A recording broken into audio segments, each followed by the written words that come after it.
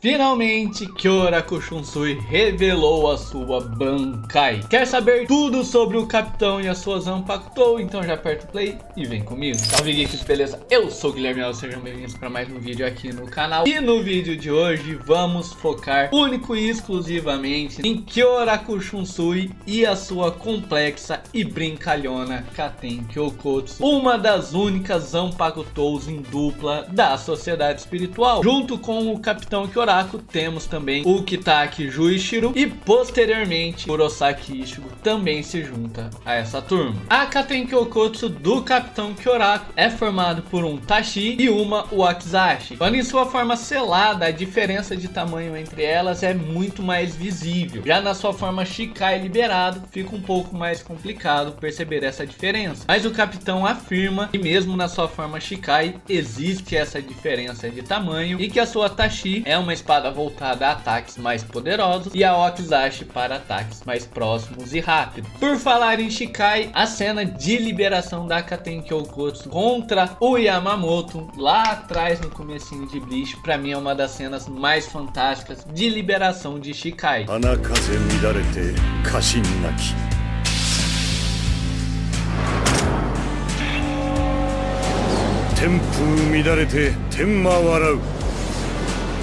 Katen Kyokotsu.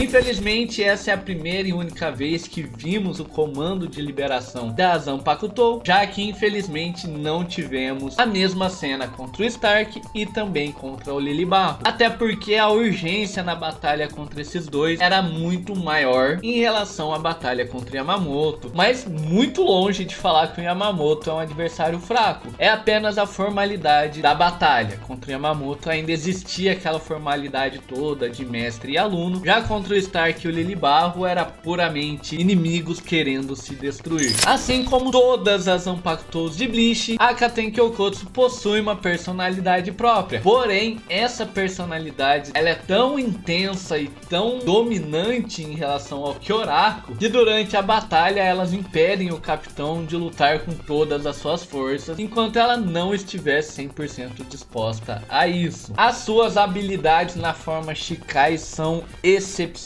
e complexas. De forma muito resumida, ela simplesmente transforma jogos infantis da cultura japonesa e asiática em fatos reais um pouco mais assustadores do que deveria. Todo personagem que está dentro da área de Reiatsu do capitão praticamente está participando do jogo. E a regra é clara: para você jogar, você deve saber como funciona o jogo. Portanto, o Kyoraku faz questão de explicar detalhadamente todo o processo do jogo durante os combates. E o resumo de toda essa obra significa a sobrevivência de apenas um dos jogadores, porque é óbvio que todo jogo sai apenas um vencedor, e como o Kyoraku transforma isso num negócio muito mais macabro, sai apenas um sobrevivente. E essa regra funciona para todos, inclusive o próprio Kyoraku, tornando assim essa Bankai assustadoramente poderosa, porque o próprio portador dela pode ir de arrasta se escorregar no processo de alguns dos jogos. Vamos conhecer agora todas as habilidades e todos os jogos mostrados até hoje, tanto no anime como no mangá, da sua Shikai. São vários jogos que a gente conhece, que foi mostrado, que foi visto em batalhas. Então eu vou tentar resumir o máximo possível para que o vídeo não fique tão extenso. A primeira técnica que vimos o capitão usar assim que ele libera a sua Shikai é o Bushongoma. Nessa técnica, o Kyoraku gira suas Zanpakutous igual Beyblade, criando assim um pequeno ciclone que vai em direção ao seu adversário, podendo desorientá-lo por completo no campo de batalha. Esse pequeno ciclone é tão poderoso que ele conseguiu bater de frente e anular até poderosos seros disparados pela arma do Stark. O Takaoni é uma brincadeira que tem uma regra muito simples: quem tiver mais alto que o adversário inflige um dano ainda maior. Takaoni. O Kageoni é uma técnica que brinca com as sombras. No caso do Kyoraku, ele consegue se esconder nas sombras e atacar os seus adversários a uma determinada distância, podendo até mesmo criar clones das sombras, a lá Naruto agora, né? E a regra desse jogo é: pisou em sua sombra, tchau, obrigado, você recebe um poderoso ataque.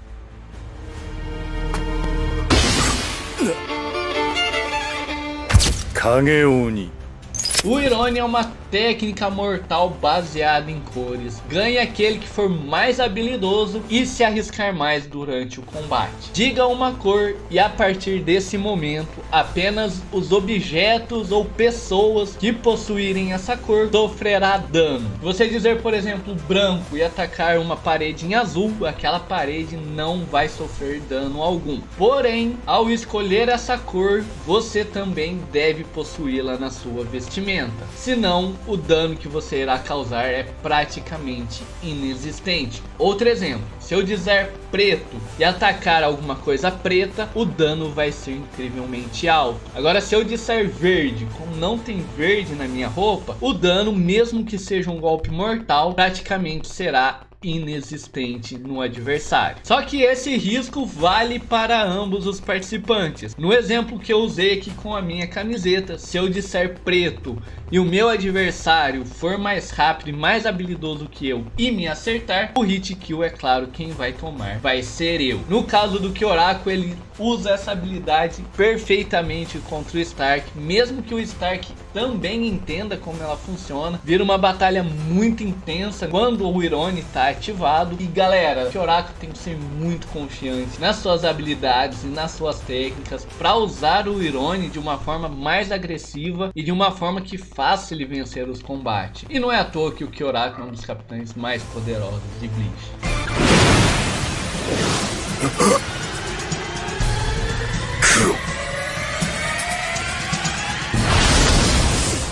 Recentemente, nas Guerras Sangrentas, vemos o capitão usar o Daruma-san e o Kageokuri praticamente de forma simultânea. O Kageokuri é uma técnica ocular onde o adversário enxerga uma projeção de sombras, praticamente um clone do Kyoraku. E quanto maior a quantidade de Reikaku do adversário, mais perfeito é esse clone que ele irá enxergar. Para que você possa entender essa técnica de uma forma muito simples, ela funciona mais ou menos como se você olhasse fixamente para uma imagem, uma foto ou qualquer coisa que você queira e rapidamente você pegar e olhar para a parede, por exemplo. Você vai enxergar o reflexo, né? Você praticamente vai enxergar a mesma imagem rapidamente na parede, isso porque os olhos fixam aquela imagem na sua retina, em algum lugar, e você consegue enxergar ela rapidamente ao mudar o seu ponto de fixação. É mais ou menos isso, galera. Faz o teste aí, depois vocês comentam se deu certo ou não.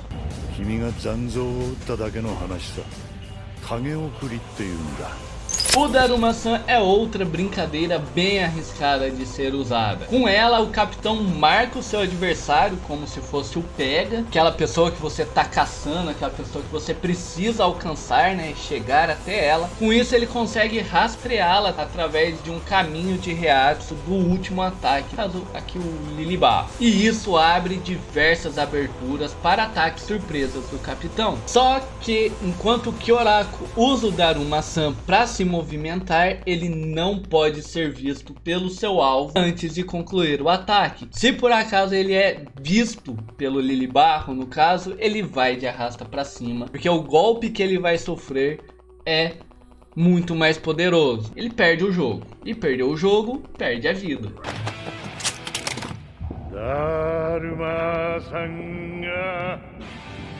A nível de comparação, para que vocês entendam melhor como funciona o Daruma-san, para quem assistiu o Round 6 e conhece muito bem a brincadeira do Batatinha Frita 1, 2, 3, onde você tem que se aproximar da boneca e quando ela olha para você, você tem que ficar imóvel, senão, tchau, obrigado, já era, e me ouve. Galera, como essa Shikai tem técnicas, pensa que acabou?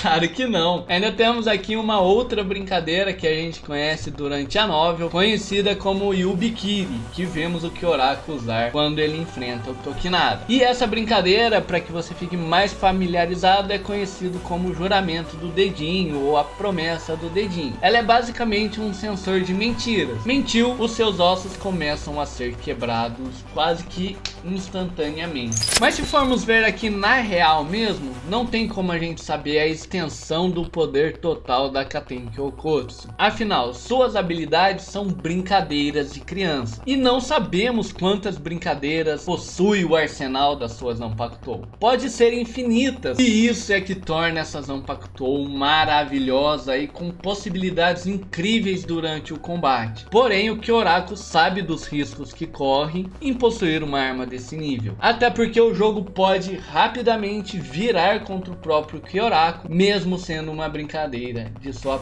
própria Zanpakutou, pois afinal todas suas técnicas são uma moeda de dois lados e qualquer um dos dois pode perder, pois as regras estão aí para serem jogadas. Agora, geeks, para e pensa. Após vermos essa Shikai tão poderosa na batalha contra Stark, apesar que naquela batalha ficou muito perto do Kyoraku usar a sua Bankai, o Kitaki não deixou, então a gente teve que esperar mais para ver. Mas vocês conseguiam imaginar o poder da Bankai do Kyoraku? Eu aguardei demais para ver os seus efeitos, suas habilidades, ele em combate utilizando a sua Bankai, e galera, correspondeu demais a todas as expectativas, a tudo que eu imaginava em relação ao Kyoraku, combinou com a sua personalidade, enfim.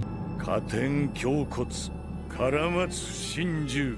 Ao ser liberada, transforma uma grande área no campo de batalha em um espaço escuro, solitário e vazio. O Kyoraku a considera como a sua última carta do baralho e precisa ter o máximo de cuidado para que nenhum de seus aliados esteja por perto durante a sua liberação, pois neste espaço irá acontecer a apresentação de um teatro, o Teatro Suicida, que é dividido em 4 atos que conta a história de um homem assombrado pelo arrependimento e a sua amante, e que juntos não tiveram um final muito legal. O primeiro ato, temos o início da apresentação. A Bankai iguala praticamente o combate, espelhando os ferimentos de ambos um no outro. Porém, como estamos no início da apresentação, com essa troca de ferimentos, é pouco provável que um dos adversários vá de arrasta pra cima. Na história contada pelo Kyoraku, o homem compartilha os seus ferimentos com a sua parceira. O segundo ato é o ato da vergonha, e já temos aqui o começo da preparação para o grande finale da Bankai.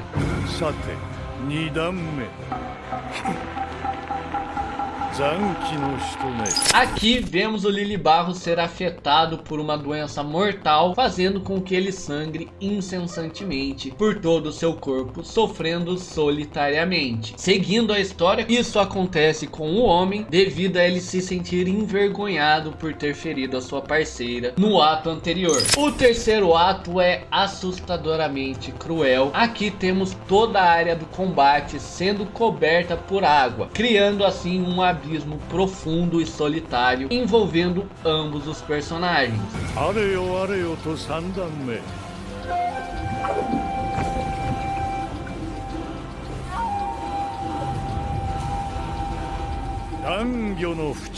E aqui começa uma guerra de Reiatsu, onde ela vai se esvaindo cada vez mais, até que um dos dois fique completamente zerado e acaba se afogando nas profundezas do abismo. Continuando a história, nesse ato o homem e a sua parceira decidem ir de arrasta juntos e se lançam em um abismo profundo. Chegando assim no quarto ato, onde o Kyoraku embanha suas Zanpakutou e enrola um fio branco ao redor do pescoço do Lilibarro,